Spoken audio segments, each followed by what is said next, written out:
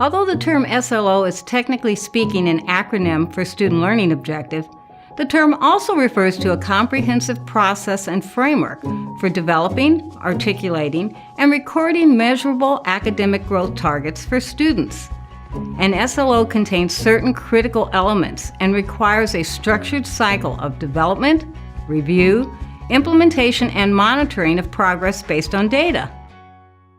Hi, my name is Arlen Peebles with the Illinois Principals Association, and today with us we have a special guest, Deb Graney, who is a retired educator and currently works on some ELN course development for IPA as well. Deb, welcome to the show. Thank you, Arlen. Good to be here. So you're currently working on a course about student learning objectives. Tell me just in a few words, for those who are totally unfamiliar, what is an SLO exactly? Well, it's basically a process that mimics what good teachers do all the time. It's about setting goals, about setting targets for those goals, and then how are you going to measure if your students have met those targets in learning?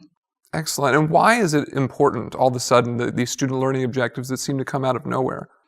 Well, I think they've been around for quite a while, but they've taken on a particular importance at this point in time because they're included as part of many state evaluation systems.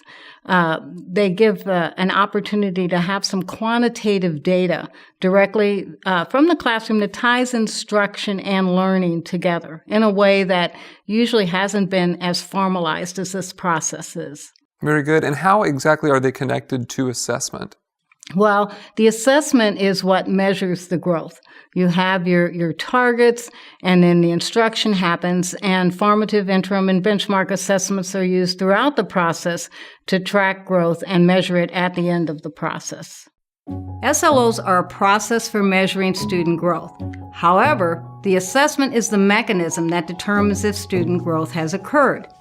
Selecting and approving assessments can be one of the most challenging and important steps of the SLO process. When selecting assessments, teachers or teacher teams need to consider two major questions.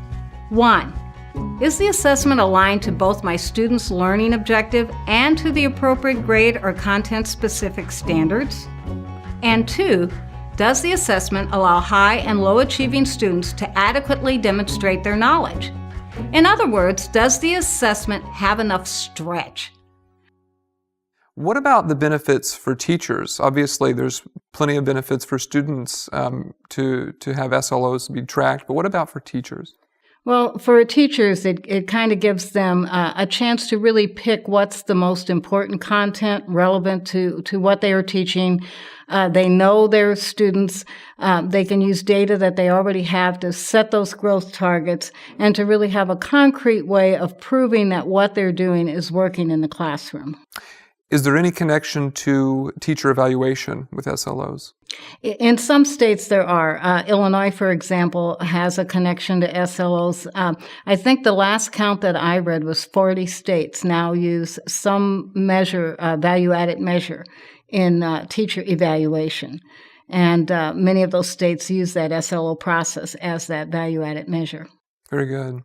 What advice do you have for teachers who are looking to start really utilizing SLO? Well, you're probably going to need to check your proficiency in either choosing or developing really good high-quality assessments.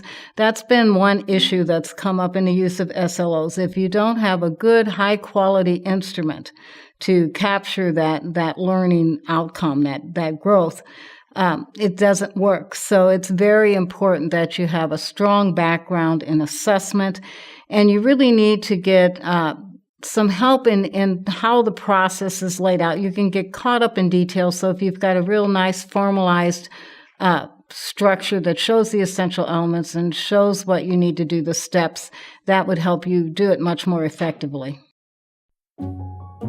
In an evaluator review, teachers and evaluators meet to discuss and review an SLO and any documentation submitted.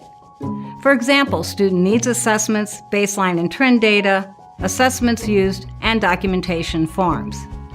This meeting occurs early in the evaluation cycle to ensure that the teacher has time to move students forward in meeting the growth target.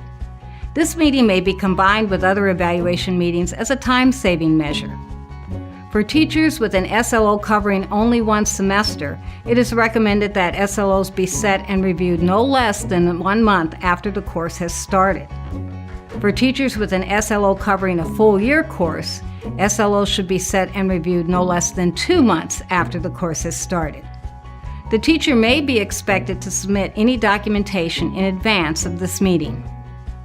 Well, Deb, I really appreciate you taking the time to sit down with me and explain that to our viewers.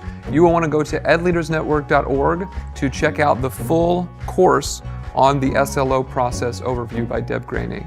Thanks so much. Thanks, Arlen, for having me. My pleasure. Take care.